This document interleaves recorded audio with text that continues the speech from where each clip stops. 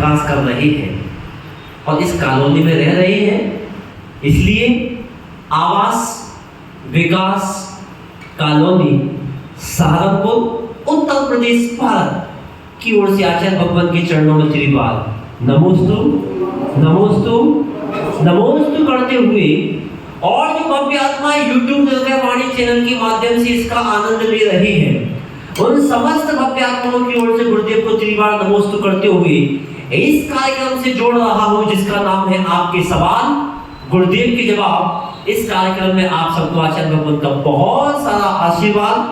आज का पहला प्रश्न लेकर के हमारे बीच में उपस्थित हो रही है श्रीमती सोनिया जैन, आवास विकास कॉलोनी सहारनपुर उत्तर प्रदेश भारत। महावीर भगवान की जय। आचार्य श्री निर्भय सागर जी महाराज की जय। समस्त मुनि संघ की जय। अपने प्रश्न से पूर्व गुरुवर के चरणों में 2 शब्द रखना चाहूंगा अपने भावों को। ओम गुरुवर प्यारे। भजन नहीं गाना। प्रवचन मैंने सुनी नहीं थे, में आपने शायद इस विषय में कुछ बताया भी था, लेकिन मेरा प्रश्न उससे पहले ही था कि स्त्रियों को अपवित्र कहा जाता है, इसीलिए जिनेंद्र भगवान को उन्हें छूने की आज्ञा नहीं है। लेकिन 20 पंथी और 13 पंथी आमना ही बनाई जो गई है, उसके अंतर्गत 20 पंथी में स्त्रियों को अभिषेक करने की इजाजत है और 13 पंथी में नहीं है। तो ऐसा प्रावधान किस रूप से होता है? आज का प्रश्न है स्त्रियों को अपवित्र तो कहा और दिगंबर आमनाय में एक 20 पंथी आमनाएं हैं जिसमें स्त्री को अभिषेक की स्वीकृति दी है और एक में स्त्री को अभिषेक करने का निषेध किया है। सुनिए, इसका उत्तर हम दे चुके हैं सुबह प्रवचन में। फिर भी जब शंका समाधान के रूप में यह प्रश्न आया है तो कहना पड़ेगा, आचार्य कुंद स्वामी ने स्त्री को अपवित्र कहा है। वो इस अपेक्षा से कहा है कि वो वीरचर्या नहीं कर सकती, अर्थात दिगंबर बन करके अपनी साधना नहीं कर सकती। एक कारण इसलिए वह वस्त्र में रह करके ही अपने पंचम गुण स्थान तक प्राप्त करके साधना करे। उसके स्वाभाविक कुछ शारीरिक अशुद्धि होती है जिस वजह से उसको अशुद्धि का एक कारण कहा।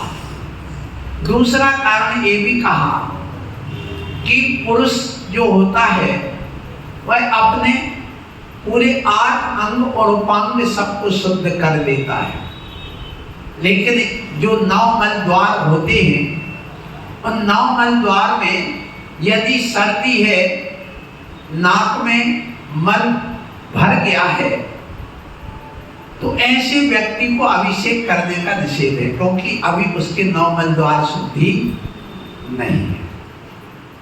दूसरा कारण, यदि कान में से पस आ रही हो तो वो भी मल कहलाता है। इसी प्रकार से पुरुष अपने 9 मल द्वार को शुद्ध कर सकता है, लेकिन स्त्री के एक मल द्वार में ऐसा है जो हमेशा नमी गीली बनी रहती है। इस दृष्टि से भी वहां आचार्य कुंद स्वामी ने निषेध किया है। अब बात आती है स्त्री अभिषेक की। इसका ऋषि निर्भय वाणी पर स्त्री अभिषेक फैसला आपका एक वीडियो डला हुआ है, उसको आप सुने। परंतु इतना अवश्य है कि जो आज 20 पंथी आमनाय में स्त्री अभिषेक की बात आती है, वो कहां तक सत्य फैसला आपको करना, मुझे नहीं करना है, पर दोनों के मत को हमने सुना है। 20 पंथी ये कहते हैं कि देवलोग आते इंद्रियों देवियों के साथ और सब परिवार वो अष्ट द्रव्य से पूजा करते हैं उसमें अभिषेक भी करते हैं। तो इस अपेक्षा से वो कहते हैं कि अभिषेक स्त्री कर सकती है। और पुराण ग्रंथों में उन्होंने ये रेफरेंस दिए हैं, आगम ग्रंथों में इसका कोई रेफरेंस नहीं है। अब बात आती है कि स्त्री जो होती है, जब कहा दिव्य नौने ने दिव्य स्नान करते सब परिवार का अर्थ पूरे देव और देवियां आकर के अभिषेक करते हैं नंदीश्वर पर में, ये उनका तर्क है। उस दिव्य सब परिवार दिव्य नारायण इस शब्द को लेकर शुल्लक जी हैं एक, वो इसको लेकर कौन टेस्ट में भी उन्होंने प्रश्न उठाया था और बहुत वायरल किया गया इसको। लेकिन इसका उत्तर ये है, सुनिए, जो 13 पंक्तियों ने दिया, वहां पर एक व्यक्ति खड़े होकर के भोपाल के चंद्रसेन, आप जानते कवि, उन्होंने एक प्रश्न का उत्तर ये कहा, सुनिए, उनका ये कहना था कि जैसे शादी हुई तुम्हारे घर में कहीं पर भी, वो कहते सारे परिवार ने बहुत भोजन बनाया, बहुत भोजन कराया, बहुत अच्छा नाश्ता बनाया, तो इसका मतलब पुरुष ने बनाया क्या? नहीं, नाश्ता किसने बनाया? स्त्री ने। परोसा उसने, किसी ने थाली उठाई, किसी ने परोसा, किसी ने दूध पिलाया, किसी ने कर, वो तो ये में सब परिवार आ जाता है, सारे परिवार ने बहुत काम किया उसमें। तो इसी प्रकार वहां लगा लेना कि कोई ने नृत्य गान किया देवियों ने और देवों ने अभिषेक किया, ऐसा अर्थ वहां लगा लेना, ये बात आती है। फिर इसके बाद में बात आती है कि जो अभिषेक की बात है, देखिए दिगंबर आमनाय में अभिषेक 13 पंक्ति को निषेध करते हैं। इस बात को लेकर के 3-4 तर्क वो देते हैं जो हमने आपको बताया, फिर से बता देता हूं, सुनिए। जिनके यहाँ स्त्री मोक्ष जा सकती है, उनके यहाँ पर स्त्री भी अभिषेक कर सकती है। तुम्हारे यहाँ स्त्री अभिषेक मोक्ष जाती है क्या? नहीं जाती, इसलिए स्त्री को अधिकार नहीं दिया। जैसे कि वैराग्य की बात उठाने का अधिकार किसको दिया? बोलो, पुरुष में भी किसको? देवों को के मनुष्यों को?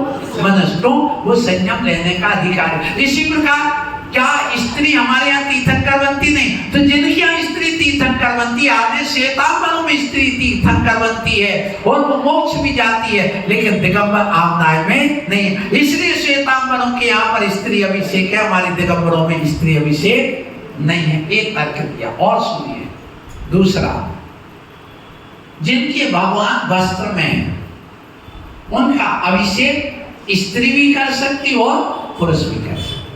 जैसे मैंने उदाहरण सुना है, कोई उदाहरण मैं आपको देता हूं कि देखो, ये बताइए, तुम्हारी मान लो एक बेटी बैठी है 14-15 साल की, 18 साल की है।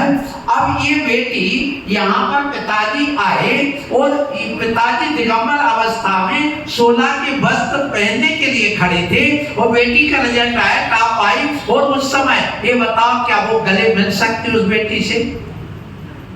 वो पिताजी मिल सकता? पिता को विकार तो नहीं है ना बेटी को, दोनों निर्विकार है, लेकिन क्यों नहीं मिलने दोगे? मर्यादा। और जब पिताजी यदि वस्त्र में है तो वो गले मिल सकते हैं। इसी प्रकार हमारे भगवान कैसे हैं? दिगंबर। तो जिनके भगवान वस्त्र में, उनका अभिषेक स्त्री कर सकती, लेकिन जिनके भगवान दिगंबर हैं, उनका स्त्री अभिषेक नहीं कर सकती। ये कुछ है। और जहाँ पर 20 मंत्र में स्त्री अभिषेक की बात आती है, वहां पर जनेऊ डालना अनिवार्य है पुरुष को भी। क्या स्त्री जनेऊ डालती है? नहीं डालती, इसलिए भी स्त्री अभिषेक नहीं करती। कौन तर्क देता है? 13 पंक्ति। इसलिए हमारे यहाँ 2 परंपराएं बन गई, एक स्त्री अभिषेक करने की और एक नहीं करने की। तुम्हें जो पसंद आए सो करो, आशीर्वाद। आप करेंगे आज का अपना अगला प्रश्न करें। इसके बाद अगला प्रश्न लेके उपस्थित होंगी कुमारी विधि जैन, निधौली, उत्तर प्रदेश, भारत। और माइक पास करिए। मेरा प्रश्न यही है कि स्त्रियां अभिषेक क्यों नहीं कर सकती? वो हो गया, ठीक है। चलिए अगला प्रश्न लेकर के हमारे बीच में कुमारी विधि जैन, निधौली कला, उत्तर प्रदेश, भारत से हैं। उनका प्रश्न ये है, याद करके परीक्षा देने जाते हैं, लेकिन परीक्षा हॉल में जाते ही भूल जाते हैं, क्या करें? वो याद किया हुआ हम ना भूल पाए, उपाय बताए। एटा जिले में विधि जैन है, उनका प्रश्न है कि हम परीक्षा देने जाते हैं, पूरी तैयारी करके जाते हैं और वहाँ 2-4 प्रश्न करते हैं, घुसते वो हम सब भूल जाते, ऐसा क्यों होता है? देखिए, इसके पीछे कई कारण हैं। हमारे आचार्यों ने जो पढ़ाई करने का ढंग बताया है वैसा आप लोग पढ़ाई नहीं करते, और पढ़ाई करने का जो लक्षण बताया, पढ़ाई कैसे करें, वो बात हम बाद में कहेंगे। लेकिन अभी आपसे सभ्यता कहेंगे कि यदि आप भूलते हैं तो उसमें कारण क्या है। तो हमारे यहाँ आचार्यों ने कहा कि देखो, आप दिमाग को पहले ठंडा करके जाएं, क्योंकि बच्चे जब परीक्षा एग्जामिनेशन हॉल में प्रवेश करते हैं तो अंदर प्रवेश करते करते और रात भर पढ़ते पढ़ते उनकी गुजरती है, वहां तक वो कागज ले जाएंगे। तो ये जो मशीन, जैसे हम कोई भी मशीन चलाते हैं, मशीन वाले ऑपरेटर बैठे यहाँ पर, ये चल रही है, यहाँ एम्पलीफायर रखा हुआ है, 2-4 घंटे चलते, कार चलते चलते गर्म हो जाते, ऐसा हमारा माथा भी गर्म हो जाता है।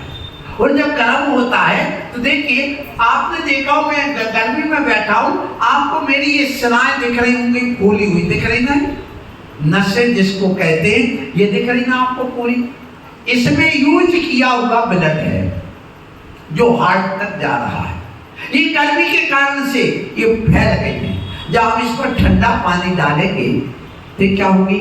सिकुड़ जाएगी, और जब सिकुड़ेगी तो ये जो खून हमारा यहाँ पर गर्मी के कारण नसें फूल जाने से, जैसे हार्ट फूल जाता, बड़ा हो जाता, ऐसी नसें भी फूल गई हैं। तो जब ये ठंडा होगा तो ये सिकुड़ेगी, तो यहाँ का ब्लड जल्दी कहाँ जाएगा? हार्ट में जाएगा। बड़े ध्यान से सुनना बच्चों, बहुत उपयोगी प्रश्न है तुम्हारा इन बच्चों के लिए। तो जब परीक्षा देने जाओ तो अपना सिर धो करके जाना। क्यों जाना? क्योंकि जो तुम रात भर पढ़ते रहे, चलते चलते पढ़ते रहे, अंदर एग्जामिनेशन हॉल में जाते जाते पढ़ते रहे, तो हमारी मस्तिष्क गर्म हो जाता है, और इसके लिए हमारी जो सिराएं, हमारी जो नसें वो फूल जाती हैं। तो हम इस पर ठंडा पानी डालते हैं तो हमारी जो नसें हैं वे सिकुड़ जाती हैं, और फिर वो यूज किया हुआ जो ब्लड है वो तत्काल हार्ट में आता है, और जो प्यूरिफाइड किया हुआ, फिल्टर किया हुआ ब्लड है, जब वहाँ खाली होता है तो नया ब्लड वहाँ पर मस्तिष्क में पहुँचता है, तो हमारी याददाश्त ताजी हो जाती है, भूला हुआ पुनः याद आ जाता। बस इतनी सी तो थ्योरी है। और सुनिए, मान लो आप परीक्षा देते देते, सुनना बच्चों, बहुत काम का प्रश्न है तुम्हारे, परीक्षा देते देते 1 घंटा हो गया, आपने 10 क्वेश्चन में से 8 क्वेश्चन सॉल्व कर लिए, 2 आपके अभी बाकी हैं। तो आप क्या करिए? बस यही करिए कि आप जैसे अब याद था, भूल गए, आप तत्काल आप 1 गिलास पानी लाइए या मंगवा लो, या पर बाथरूम में जाकर के जहाँ पानी की उपस्थिति हो वहां से आप अपने सिर पर पानी डाल लो। ये मत सोचना मेरे बाल बिगड़ गए, बाल बिगड़ जाने दो, लेकिन पेपर नहीं बिगड़ना चाहिए। यदि पेपर बिगड़ जाएगा तो जिंदगी या साल तो बिगड़ ही जाएगी। तो आप सिर पर पानी डालिए, अपने मुंह को धोइए, और यहाँ पर भी थोड़ा सा पानी लगाइए। तो क्या होगा? जो मैंने अभी बताया है ये बहुत बड़ा विज्ञान है, रिसर्च है मेरा अपना स्वयं का, कि जब माथा डालते हैं, माथे पर पानी डालते हैं, आप देखो जब सोकर के उठते माथा गर्म होता, आलस होता है, उस समय यदि तुम अब स्नान कर लेते तो ताजगी आ जाती है, सब आलस दूर हो जाता है, शरीर की गर्मी शांत हो जाती। तो उस समय जब पानी डालोगे, मुख को धोगे और 1 घूंट पानी आप गरारा करके पी लो, और ओम की गहरी श्वास लेना, और फिर प्रश्न को पढ़ना आंख खोल करके, आपको याददाश्त ताजी हो जाएगी, और जो भूल गए हैं आप जो पढ़ के गए थे वो पुनः ताजा हो जाएगा। यही आपके लिए सरल उपाय है। आशीर्वाद। अगला प्रश्न लेकर के हमारे बीच में श्रीमती उषा जैन अपना प्रश्न लेकर उपस्थित होंगी। इसके बाद अगला प्रश्न लेकर, जब ये कहेंगे तब तो रिकॉर्ड होगा। नमस्कार महाराज जी, मेरा प्रश्न ये है, जब हम सुबह को मंदिर में आते हैं तो रास्ते में चावल लेके तो रास्ते में वैसे मंदिर पड़ते हैं, शिवाजी राम शिव जी का, राम जी का, साईं बाबा का, तो इनको हमें नमस्कार करना चाहिए या नहीं बीच में घर से आते हुए मंदिर में? आशीर्वाद कि हम जब मंदिर आते हैं तो हमें रास्ते में अन्नमतियों के भी मंदिर मिलते हैं, अन्नमती लोग भी मिलते हैं और जैनमती लोग भी मिलते हैं। उस समय हमें उनको नमन करना चाहिए या नहीं? देखिए, हमारे यहाँ पर 4 प्रकार की व्यवस्था बताई गई: आदरणीय, वंदनीय, पूजनीय और सम्माननीय। कितने हो गए? 4। जैन धर्म ये कहता कभी किसी का अनादर नहीं करना। ये पुस्तक है, ये अजीब है, हमने ली और ऐसी पटक दी तो ये क्या हो गया? अनादर। इसको आप उठाइए, देखिए और धीरे से रखिए तो ये क्या हो गया? अनादर। चिताइए, पैर से खींचोगे तो अनादर और धीरे से हाथ से उठा के रखोगे तो आदर। तो हमारे यहाँ पर किसी का भी अनादर की बात है। तो जो भी देवी देवता या अन्नमती मिलते कभी इनका अनादर नहीं करना और चैलेंज भी नहीं कर रहा है, क्या कर लेंगे तो मिथ्या दृष्टि है वो, ये भी नहीं कहना। अपने यहाँ का दोषवाद मौन, जहाँ पर अपन को दोष दिखता है वहां पर क्या रहना? मौन है। वहां पर हमें ना उसकी प्रशंसा करना ना तारीफ करना। अब रही बात है, आपको पेड़ दिखा, लोग पेड़ भी पूछते हैं, तो आप पेड़ पूछते हो क्या? और पेड़ यदि पूछते तो क्यों पूजोगे? मुझे बताओ, आप जिन्हें भगवान के दर्शन करने आते, पूजा करने आते, आप क्या कहते? भगवान आप वीतरागी हैं, आप अनंत गुणों के धनी हैं। आप ये कहते भगवान हम मार्बल के लाए हैं, आप 5 फीट के हैं, आपको हम 1.5 लाख में खरीद के लाए हैं और आपको फलाने कारीगर ने बनाया है, आपके सफेद सफेद रंग है, ऐसा पूजा करते हो? करते हो क्या? नहीं। आप क्या करते हो? उनके गुणों की पूजा करते हो और गुणों की पूजा उनके गुणों की प्राप्ति के लिए करते हो कि मेरे अंदर भी वो गुण प्रकट हो जाए। बंदे तद्गुण लाभे, भगवान आपके गुणों की प्राप्ति के लिए हम वंदना करते। तो जिनमें जो गुण है उन गुण के लिए हम नमस्कार करेंगे। अब मान लो आपको पेड़ दिखा, हे पेड़ दे वृक्ष देवता, मैं तुम्हें नमन करता हूँ, मैं भी तुम जैसा बन जाऊँ, माना ढूंढ बन जाऊँ, पेड़ बनोगे तो मधुसून करके नहीं, तो उसको हम नमस्कार नहीं कर सकते। पत्थर को हम नमस्कार नहीं कर सकते। तो एक तो ये हो गया कि जिनमें गुण है हम गुणों की वंदना करते और गुणों को प्राप्त करने के। अब कोई महात्मा जी है, मान लो होका लगा रहे, बीवी देवी को अपने बाजू में बैठा ले टांग पर, सुनना, और राख वगैरह लगा के बैठे। अब बताइए, जो हुक्का पी रहा हो, गांजा पी रहा हो, वो तुम्हारा गुरु हो सकता है क्या? बोलो, है? तो उसमें वो गुण नहीं, तो हम उनको अनादर नहीं करेंगे, लेकिन उनके हम पूजा भी नहीं। इसलिए एक होता आदरणीय, सबको आदर, वंदनीय, सम्मानी। क्या लोगे पर? सम्मानी। सम्मानी क्या है? जैसे मान लो बच्चा आया, तो दादाजी बेटा आप बैठ जा, इधर आ जा, इधर बैठ जा, ये उसका क्या हो गया? सम्मान। फिर इसके बाद वंदनीय, जो अपने बराबरी के होते हैं, साधारण होते, वे वंदनीय होते। भैया जय दिन है, ठीक हो ना, हालचाल आपका ठीक है, तो ये क्या हो गया? वंदनीय। तो आप देखिए, जो भी साधारण में मिलता है, मैंने एक दिन और भी प्रवचन में कहा था, वो प्रसंग नहीं है। हमारे यहाँ जब वंदना करते हैं तो किसको कैसी वंदना की जाती है? 6 प्रकार से वंदना। कल भी मैंने एक बात लगाई थी, 1 अंग नमस्कार, 2 अंग नमस्कार, 3 अंग नमस्कार, फिर 4 अंग नमस्कार, 5 अंग और साष्टांग नमस्कार।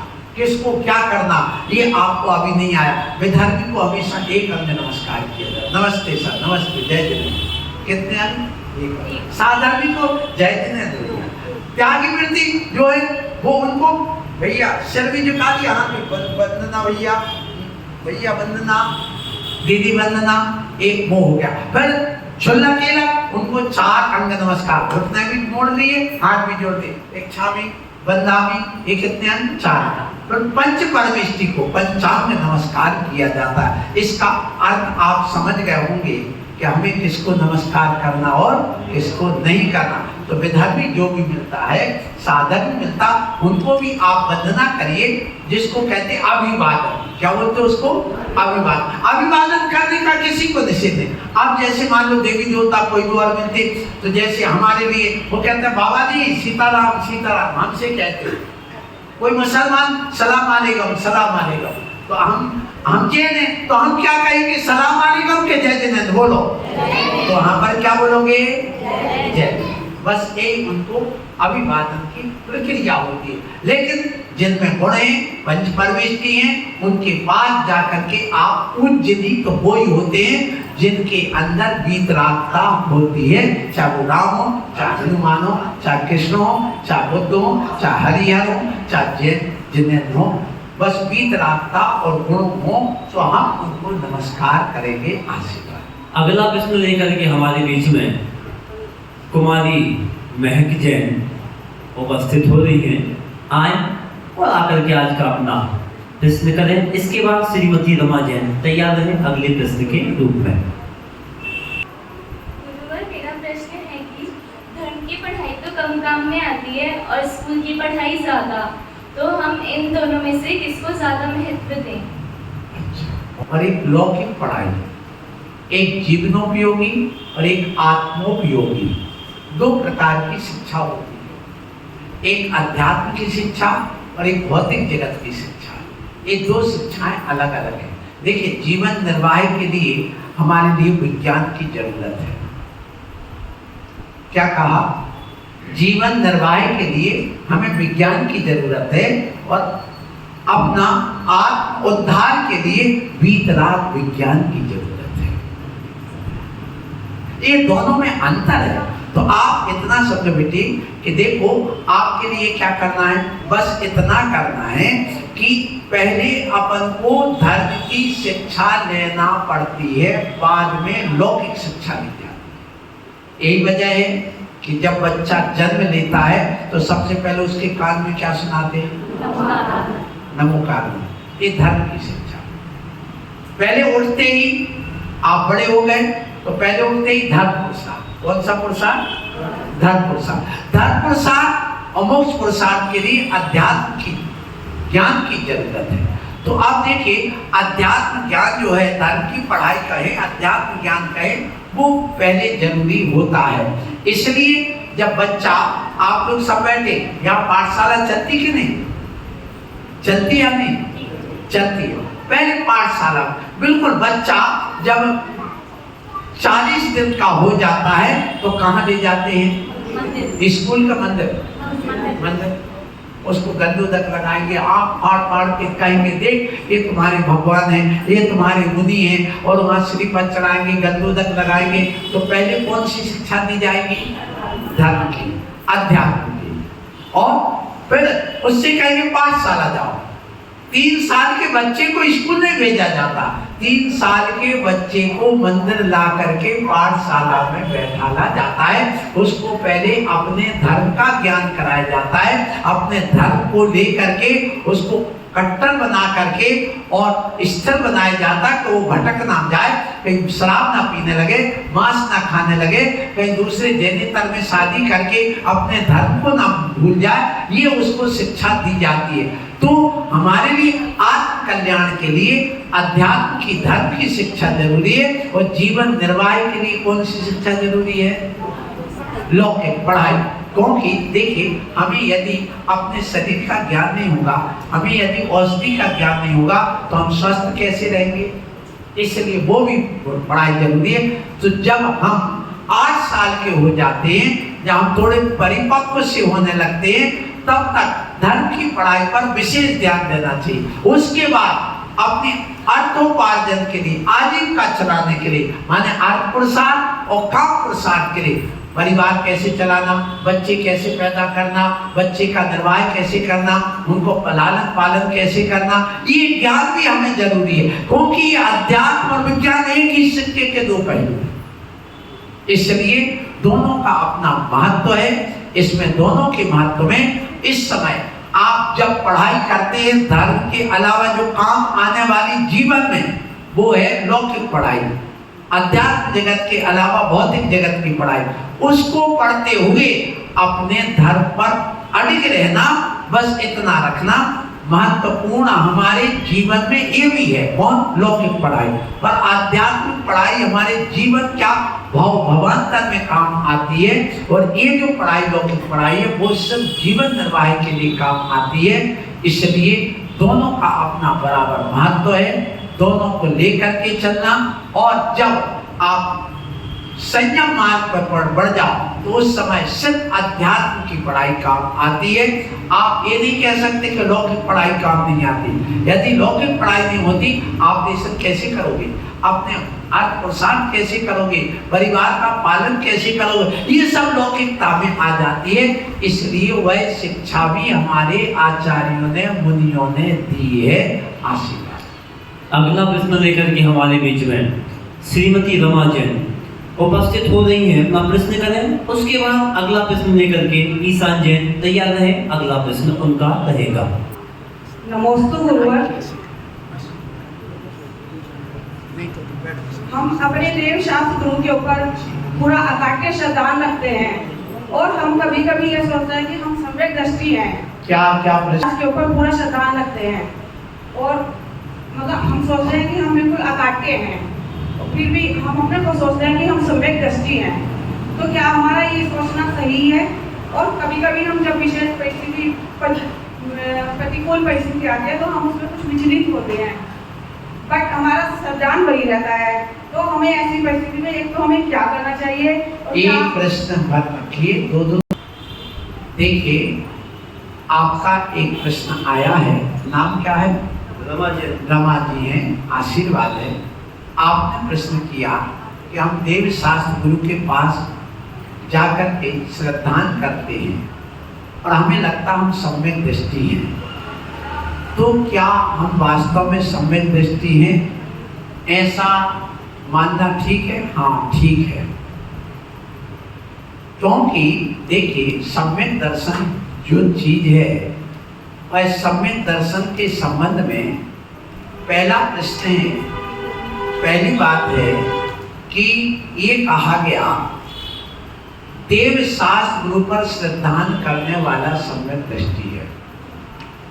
ये व्यवहार से सम्यक दृष्टि है, तो व्यवहार से तो है ना, बस ठीक है। निश्चय सम्यक दृष्टि तो आज वैसे ही नहीं है पंचम काल में।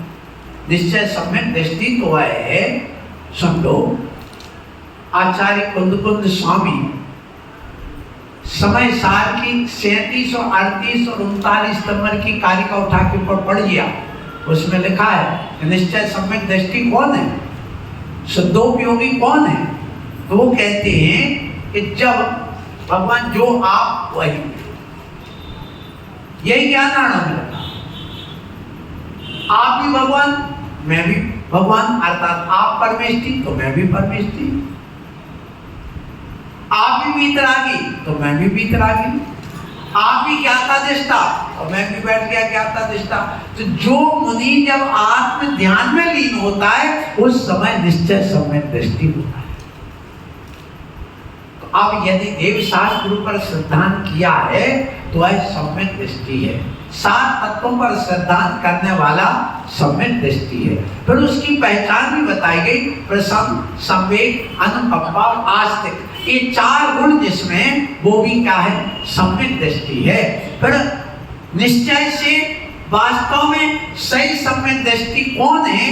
तो ये बताएगा जिसने 7 कर्म मोहिनी कर्म के मिथ्या, सम्यक मिथ्या तो सम्यक प्रकृति, ये 3 दर्शन मोहिनी, अनंतानुबंधी, क्रोध, मान, माया, लोभ, इन 4 प्रकृति कुल मिला के 7 प्रकृतियों का जिसने या तो क्षय कर दिया है या उपशम कर दिया है, या एक प्रकृति का उदय, बाकी का सदवस्था रूप उपशम और उदयाभावी क्षय कर दिया है। ऐसे वह उपशम, क्षय उपशम या क्षय सम्यक दृष्टि हो जाता है। तो इन 7 प्रकृतियों का क्षय उपशम या उपशम होने पर जो परिणाम होते वही वास्तव में सम्यक दृष्टि है, वही अंदर के परिणामों से सम्यक दृष्टि होता है। आशीर्वाद। अगला प्रश्न लेकर के हमारे बीच में ईशान जैन उपस्थित हो, आए और आकर के अपना प्रश्न करें। आचार्य श्री 108 निर्भय सागर जी महाराज को मेरा नमोस्तु। पूज्य मुनि श्री 108 शिवदत्त माता जी को मेरा नमोस्तु। महाराज जी, मेरा प्रश्न ये है कि जब हमको किसी विषय के बारे में ज्ञान प्राप्त होता है तो वह ज्ञान किस रूप में आत्मा में परिणित होता है? ईशान का प्रश्न है कि जब हमें कोई भी वस्तु का ज्ञान होता है तो आत्मा का उस समय ज्ञान रूप में कैसे परिणमन होता है। सुनो, यही है ना।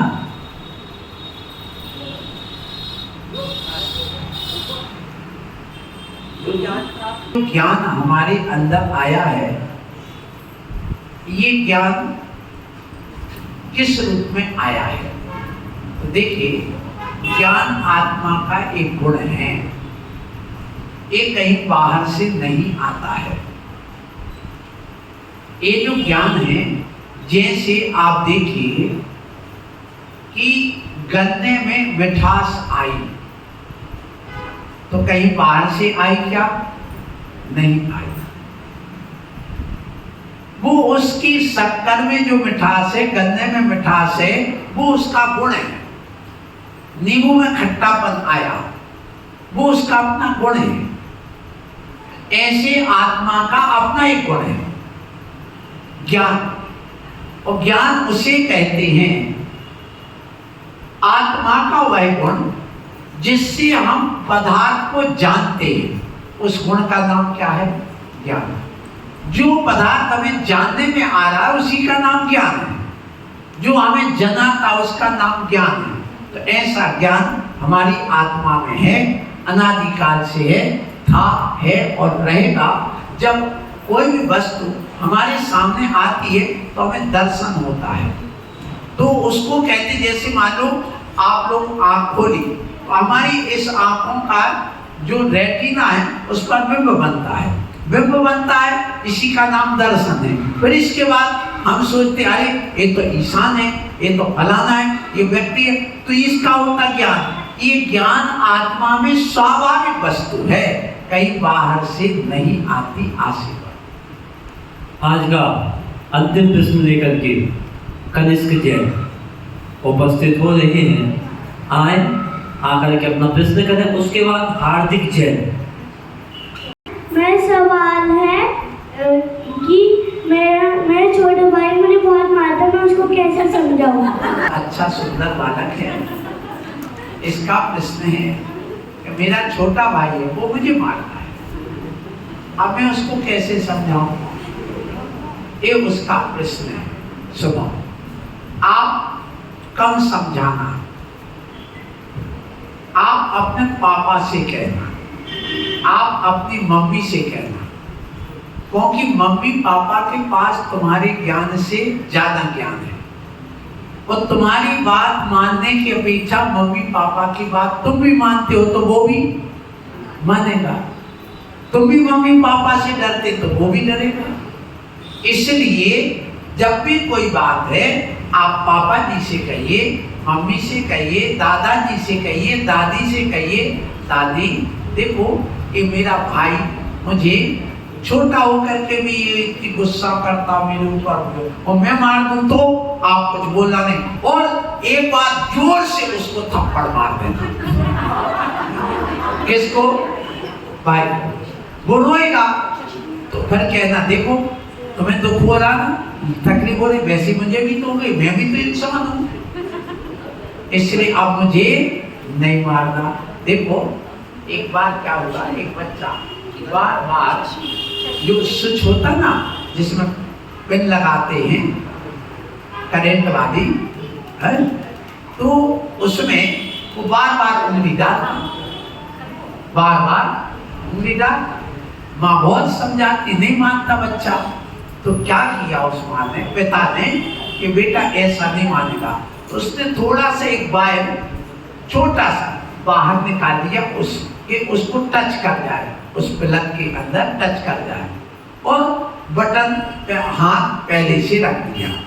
और जैसे उसने उंगली के डालने की कोशिश की और यूं क्या उसने चालू कर दिया, वो चालू का वो चला, वो तत्काल पापा ने भी उसको बंद कर दिया। अब उससे कहा ले जाओ, अब ले जाओ, अब उसको ले जाना, आप कह भी रहे कि हाथ डालो, अब उस पर हाथ डालना बंद कर दिया। तो जब हमारे अनुभूति ज्ञान हो जाता है तो जब थप्पड़ मारेंगे उसको भी दुख होगा, तो उसको अनुभूति हो जाएगी, तो फिर वह कार्य बुरे कार्य को छोड़ देता है।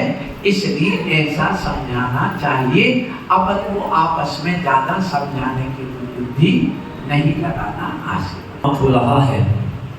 ज्ञान करने वाले को ज्ञानी कहते हैं, ध्यान करने वाले को ध्यानी कहते हैं, मान करने वाले को मानी कहते हैं, और जो ज्ञान को निर्भय बनाए उसे निर्भय वाणी कहते हैं। आज का कार्यक्रम बड़े आनंद के साथ आपने सुना है, बड़ी प्रसन्नता के साथ आपने सुना है। इस कार्यक्रम का ऐसे ही आनंद लेते रहे। हमारा साथ, आपका साथ, भगवान का साथ आज इतना ही था, क्योंकि घड़ी में बज गए हैं 7:30। हमारा साथ यहीं पर समाप्त हो रहा है। सुनते रहें, सुनाते रहें, आते रहें, सबको साथ में बुला के लाते रहें और निर्भय वाणी का आनंद ऐसे ही उठाते रहें। आप सबकी ओर से गुरुदेव के चरणों में तेरी बात नमोस्तु नमोस्तु नमोस्तु। भाई ये कार्यक्रम आपके घर तक पहुंचाने का काम